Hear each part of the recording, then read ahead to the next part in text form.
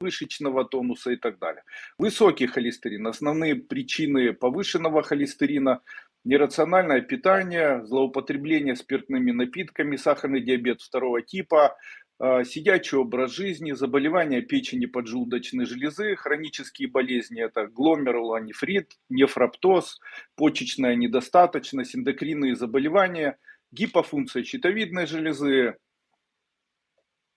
гиперфункция надпочечников, нарушение обмена веществ, длительный прием кортикостероидов при аутоиммунных заболеваниях, недостаточное питание или переедание, повышенное содержание в питании глюкозы, гипофункция щитовидной железы, об этом говорил.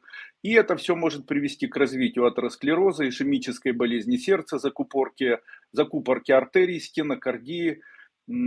Также высокий холестерин может проявляться у человека как сжимающие боли в сердце, холестериновые отложения под кожей, появление липом, жировиков, сильные боли в ногах даже при незначительной нагрузке и так далее. Как нужно справляться с высоким холестерином и почему я о нем начал говорить? Дело в том, что очень часто именно высокий холестерин и приводит человека к тому, что у него появляется желчекаменная болезнь, так как выкристаллизация холестерина приводит к появлению желчных камней. В дальнейшем это является существенной проблемой. Для того, чтобы холестерин не повышался, необходимо знать принципы высокого холестерина. Есть даже исследования, где были выбраны две группы пациентов. Первая группа принимала питание с высоким холестерином, первая группа принимала питание с ограниченным содержанием жиров, вторая группа принимала или использовала питание с повышенным содержанием жиров, но данные исследования показали, что в большинстве своем, к сожалению, питание недостаточно активно влияет на содержание холестерина в крови. Но при применении определенных препаратов, таких как магний, таких как седативные препараты, снотворные препараты, оказалось, что холестерин в этом случае снижается. По моему мнению, у холестерина есть только три столпа.